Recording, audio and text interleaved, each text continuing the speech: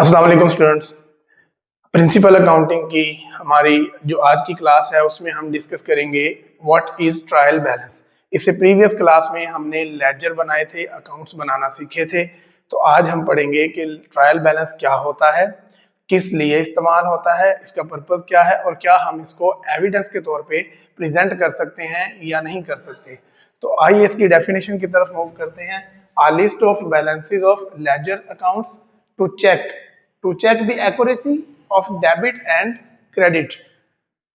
Trial balance का basically इसको बनाने का जो पर्पस है वो ये है कि हमने चेक करना होता है कि जो लेजर के अंदर हमने जिन जिन अकाउंट्स का लेजर में बनाया है वो किस हद तक एक्यूरेट हैं, उनकी एक्यूरेसी क्या है, क्या वो ठीक बने हैं या नहीं बने। ठीक है। और हम जब अकाउंटिंग साइकिल की बात करते हैं, आपको मैंने ये बेसिक लेक्चर में इनिशियल स्टेज के ऊपर ही अकाउंटिंग साइकिल जो है इसको समझा दिया था। अब हम इसको आज फिर रिपीट करते हैं।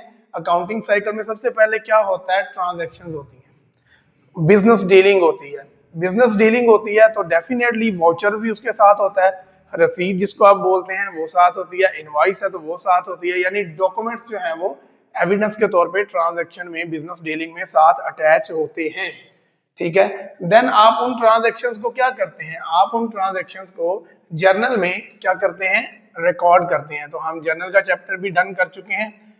फर्दर आप क्लासिफाइंग करते हैं, उसकी ग्रुप बंदी करते हैं, हर अकाउंट का अलग अलग आप लेजर जो है वो बना लेते हैं।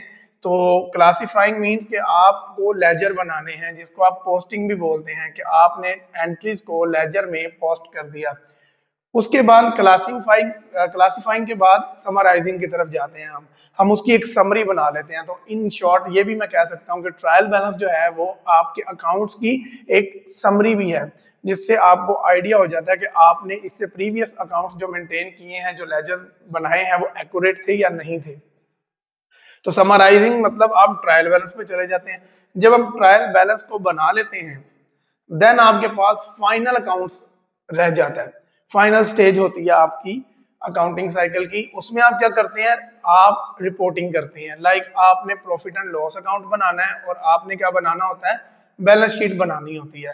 तो ये आपका प्रॉपर जो है अकाउंटिंग साइकिल है, जिसमें आज हम इस टॉपिक के ऊपर स्टैंड कर रहे हैं। आज का हमारा टॉपिक ट्रायल बैलेंस है। देन आगे चलते हैं। तो मेथड्स क्या है ट्रायल बैलेंस को बनाने के। तो ट्रायल बैलेंस को बनाने के लिए 3 मेथड है, 2 को हम डिस्कस करेंगे, टोटल और ग्रॉस बैलेंस मेथड। इस मेथड को ओल्ड टेक्निक समझ के अब जो है ऑब्सलीट कर दिया गया, ये अब यूज नहीं होता। ये इसमें होता क्या कि हम राइट साइड के ऊपर 2 कॉलम्स बनाते हैं, एक डेबिट और दूसरा क्रेडिट। ठीक है। और फिर दो उनमें हम जो अमाउंट्स हैं, जो हेड्स हैं, उनको लिख के, उनकी अमाउंट्स लिख के 2 फर्दर कॉलम जो हैं सेपरेटली ऐड करते हैं। और देन हम उनकी एक्यूरेसी को चेक करते हैं कि वो मैच्ड हैं या नहीं मैच्ड। तो ये टेक्निक तो होगी है ऑब्सलीट। देन अभी जो चल रहा है मोस्ट पॉपुलर मेथड वो है बैलेंस और net amount method. Net amount method और बैलेंस मेथड में क्या है, आपके पास यहाँ पे एक पर्टिकुलर्स यानी रेफरेंस या डिटेल का कॉलम है, अकाउंट नंबर है, वो जो आपने हवाला दिया होता है अकाउंट का, वो आपने मेंशन कर देना। यहाँ पे डेबिट है और क्रेडिट है। इसमें करना क्या है, आप अकाउंटिंग के जो हेड्स हैं उनको देखें, एसेट, ड्राइंग्स और expenses. These 3 accounts are debit. तो ये जो है ये डेबिट होंगे, ये डेबिट साइड पे लिखेंगे हम, एसेट का बैलेंस हो, ड्राइंग का हो और एक्सपेंस का हो। बिकॉज आपने इनके लेजर्स तो बनाए होंगे, वहां पे आपको इनका बैलेंस मिलेगा ही डेबिट में, तो वो आप यहाँ पे मेंशन करेंगे, यहाँ लिखेंगे। उसके बाद कैपिटल, लायबिलिटीज और इनकम, इनको आप जो है लायबिलिटीज और इनकम, इनको आप क्रेडिट साइड पे इनके बैलेंसेस लिखेंगे, क्योंकि आपने जब इनका लेजर बनाना है तो आपको वहां से इनके बैलेंस मिलेंगे ही क्रेडिट में। तो आप इधर लिखेंगे। देन होगा क्या, डेबिट का टोटल कीजिएगा और क्रेडिट का टोटल कीजिएगा। तो टोटल जब आप करेंगे तो दोनों टोटल जो है बोथ आर इक्वल, दोनों एक जैसे होंगे, एक आएंगे। और आपको पता चल जाएगा कि आपका जो अकाउंट है, जो आपने अकाउंट्स मेंटेन किए हैं ट्रायल बैलेंस बनाते हुए, आपको पता चल जाएगा कि वो एक्यूरेट थे। और अगर किसी अकाउंट का लेजर में लेजर बनाते हुए बैलेंस जीरो आ जाता है, उसकी डेबिट साइड भी उतनी आ जाती है और क्रेडिट भी उतनी आ जाती है, तो उसको ट्रायल बैलेंस में लिखने की जरूरत नहीं है, उसको आप इग्नोर कर सकते हैं क्योंकि उसका कोई इफेक्ट नहीं पड़ेगा। अगर आप लिख भी लेंगे, अगर लाइक यहाँ पे कोई परचेजेस हैं वो डेबिट हैं और उसके साथ साथ आपने जो कैश पे कर दिया उसको वो उतना क्रेडिट हो गया, तो इफेक्ट जो है वो उतना निकल जाएगा वहां से। फर्दर अब मजीद जो है आप अपनी ICOM पार्ट 1 की जो बुक है उसमें आप इलिस्ट्रेशन नंबर 3 लेजर के चैप्टर में देखेंगे, वहां आपको ट्रायल बैलेंस का स्पेसिमेन दिया हुआ है, ये आप यहाँ पे देखें। अच्छा, अब ये जो बैलेंसेस हैं यहाँ पे, ये इलिस्ट्रेशन नंबर 3 है, cash, furniture, capital, purchases, Ahsan account, sales, Shakeel account, discount account वगैरह।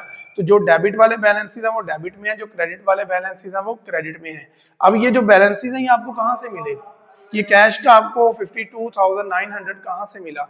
ये बेसिकली आपने इनके लेजर्स बनाए हैं। चूंकि इलिस्ट्रेशन नंबर 3 में आपसे सिर्फ और सिर्फ ट्रायल बैलेंस रिक्वायर्ड किया गया, तो आपने यहाँ पे ट्रायल बैलेंस बना दिया। ट्रायल बैलेंस जो है वो कभी भी एविडेंस के तौर पे पेश नहीं किया जाता, एविडेंस के तौर पे आप उसको ले जा ही नहीं सकते क्योंकि आपने उसको बनाया होता है एक्यूरेसी चेक करने के लिए। तो इसको आप समझ लें और इसकी प्रैक्टिस करें। नेक्स्ट लेक्चर में हम अगला टॉपिक जो है उसको सीखेंगे।